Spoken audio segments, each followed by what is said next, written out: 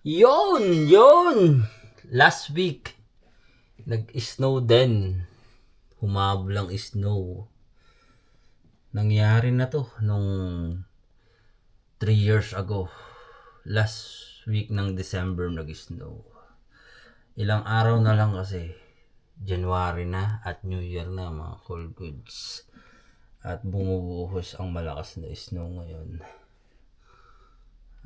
Ito ang hinihintay ng ibang mga kabataan dito, lalo na yung mga nag-skate sa labas. Ayan, ang lakas po ng snow ngayon. Ayan, kung napapansin nyo, weather forecast tayo ngayon mga coolwoods.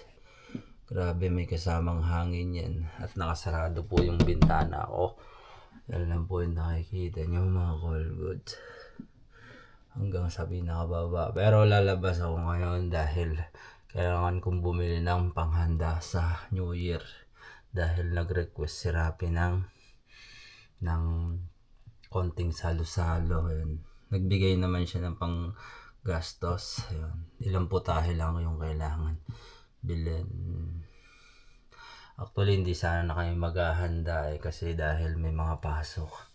Yan, dahil nag-request si Rapi, yun. Birthday kasi na Rapi ng January 1. Yun. Celebration na rin at saka syempre yung mga ka-all goods. Yan. Kaya sama-sama na yung handa na yun. Yan. Yan, mga ka-all goods. Labas tayo mamaya. Grabe ang lakas ng hangin, no. Para ma-video natin tong snow. Yung snowfall na yan mga all goods. Ayos! Labas na tayo mga all goods. Buong akala ko hindi na mag-i-snow ngayong taon. Kasi last year halos hindi rin nag-snow. Parang ganito rin. Kasi last year walang white Christmas. Pero may white New Year. Samahan nyo pala ako. Ako lang kasi mag-isa.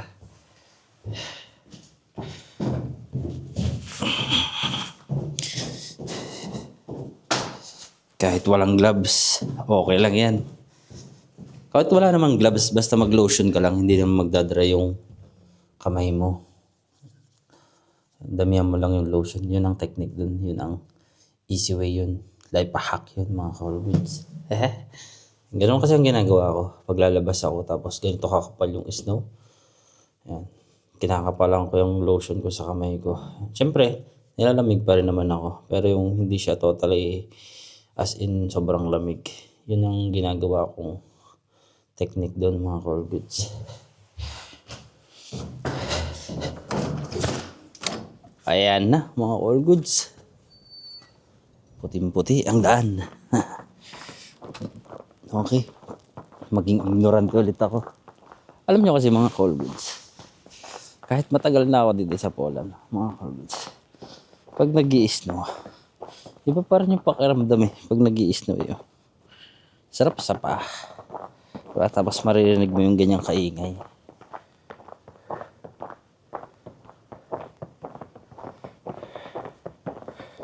Pupunta lang ako ng Lidl mga kaluluds.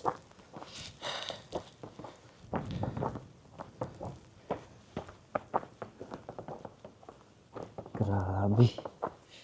Snow to the max. Humabol ang snow. Enjoy!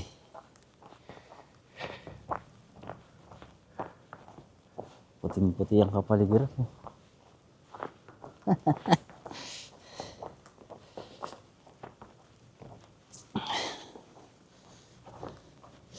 Mas maganda to kaysa yung dry cold. Sa totoo lang kasi mga cold goods, mas malamig yung dry cold kaysa yung ganitong nag-snow. Bumubuhos yung snow na ganyan, no?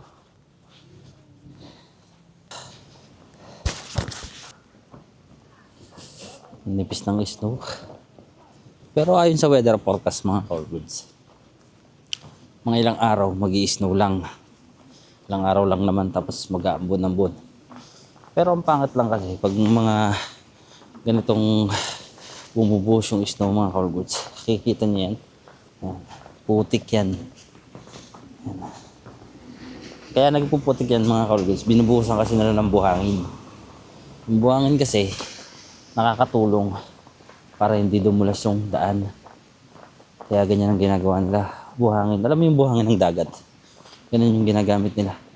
Pang buhos dun sa mga daan. Mga all goods. Tapos sasabayan mo na yung gantong hangin. Ako. May hangin. Ang lamig. Putik. Putik mga all goods.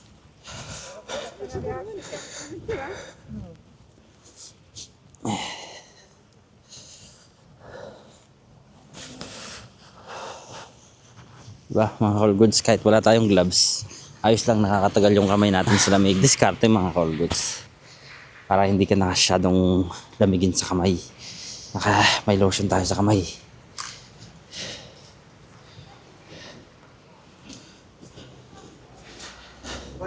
Kabayan, ito na yung Lidl mga call goods. Hindi tayo ng request ni Rapi. Sakit sa mata ng Snow. Sobrang liwanag kasi mga words. Parang may LED light. Pero ayos. Naka-experience ulit ng snow. Pang ilang years ko na ba to? Pang-anim na experience ko na to sa snow mga colgoods. Puting-puti ang kapaligiran. May halong putik. Okay na mga colgoods. Ganito na lang muna. Mamimili na ako.